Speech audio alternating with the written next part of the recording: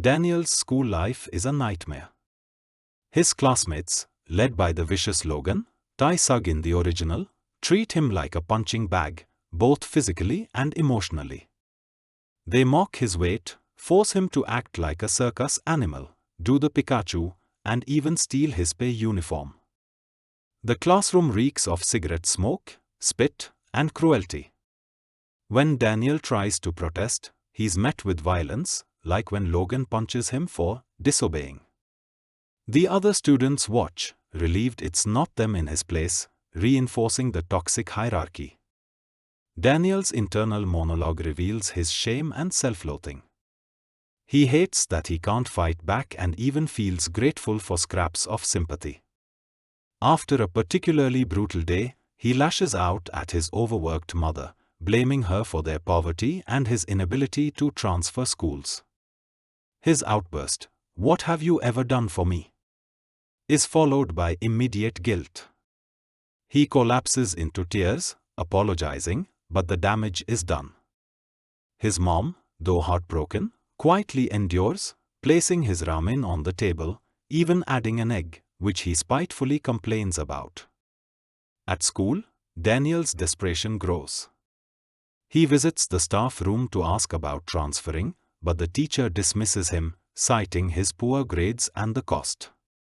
Meanwhile, Logan's gang escalates their torment, betting on whether a soccer ball will hit Daniel's face. When he dodges, Logan is furious. "I told you to let it hit you." And Daniel, terrified, offers to pay Logan's lost bet with his own money. This moment highlights his twisted survival instinct. He fears Logan's wrath more than his own dignity. Daniel, however, is mortified by his mother's intervention. In a moment of anger and shame, he lashes out at her, yelling, "You are ***ing embarrassing me." The emotional weight of this scene is crushing. Daniel is so consumed by his own suffering that he takes it out on the one person who truly cares for him. After the confrontation, Daniel is overwhelmed with guilt. He reflects on his actions, calling himself the world's biggest piece of trash for hurting his mother. He realizes she has always been his only supporter, working tirelessly to provide for him despite their financial struggles. At home, Daniel tries to avoid his mother, slipping into his room unnoticed. But she catches him and, instead of scolding him, asks gently, "Did you eat?" Her unconditional love deepens his remorse. Daniel's mother, aware of his suffering, makes a difficult decision. She tells him to transfer to a vocational school far away, assuring him she'll handle the expenses. Though he feels guilty for leaving her alone, Daniel is desperate for a fresh start. With a new haircut and contact lenses, Daniel undergoes a dramatic transformation. The timid, bullied boy now looks like a completely different person, confident, even handsome. For the first time, he experiences what it's like to be noticed, even admired. Daniel's newfound confidence is quickly tested when he encounters Zach, a tough-looking student, and his girlfriend. Zach misinterprets Daniel's nervous smile as flirting and violently assaults him in public. The attack is recorded and uploaded online, turning Daniel into a viral laughingstock. Humiliated and broken, Daniel returns to his dorm, sobbing uncontrollably. His brief moment of hope is shattered, reinforcing his belief that he's worthless. The next morning, Daniel wakes up to an unimaginable reality. His reflection in the mirror is no longer his own. Instead, he sees the body of a strikingly handsome young man. Confused and terrified, he turns around to find his original body still asleep in bed. Daniel spends days testing the limits of his dual existence. Body switching mechanism. When one body falls asleep, he wakes up in the other. If I force myself awake in one body, the other instantly passes out. He demonstrates this by slapping his sleeping self, only to black out moments later.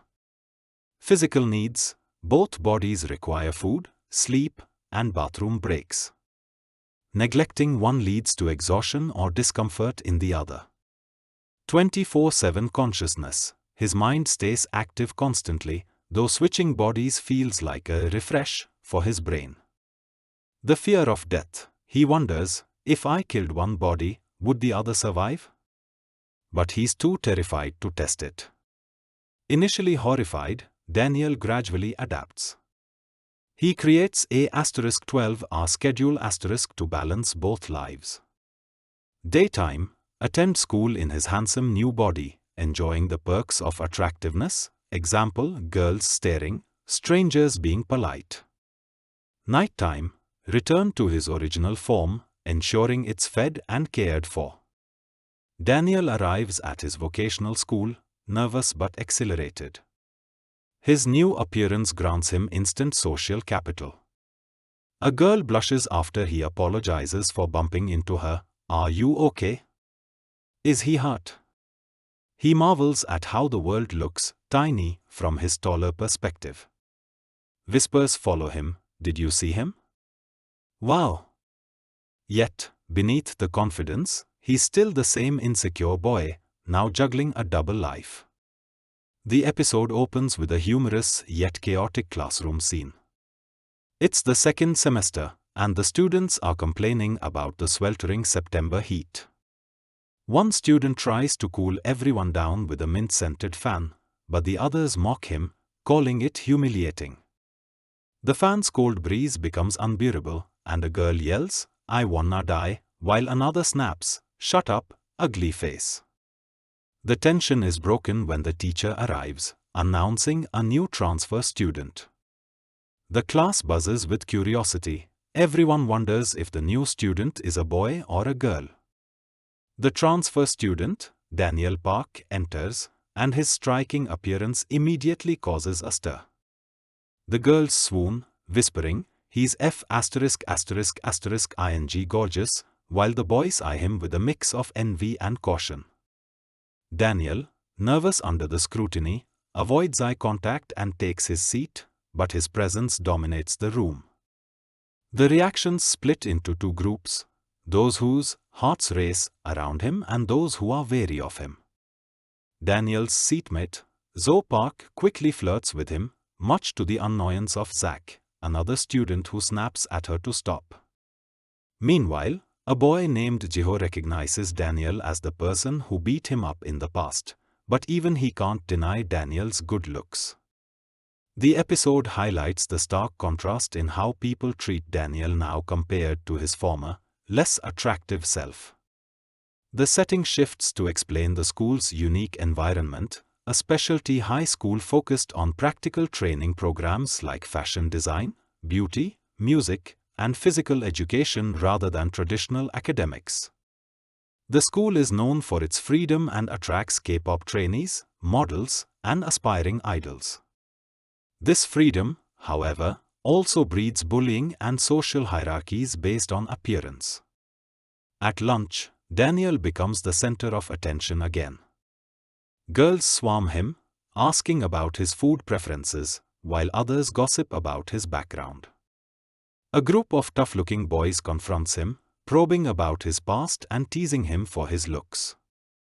Daniel nervously claims he quit smoking and doesn't know any girls, which amuses them. His imposing stature and calm demeanor make them back off, assuming he's a fighter. Daniel internally sighs in relief, realizing his frozen expression accidentally intimidated them. After lunch, Daniel falls asleep in class, triggering his body-switching dilemma. He panics, realizing he's now in his original, less attractive body and must sleep again to switch back. Desperate, he tries to force himself to sleep but fails, muttering curses in frustration. A girl wakes him up, drawing stares from classmates who mistake the interaction for a fight. Embarrassed, Daniel laments his predicament, knowing he's stuck until he can sleep naturally or someone forces him awake. The episode ends with a hopelessly infatuated girl sighing over Daniel's charm, while comments from readers reflect on the series' themes, societal bias based on looks, the duality of Daniel's life, and the humor in his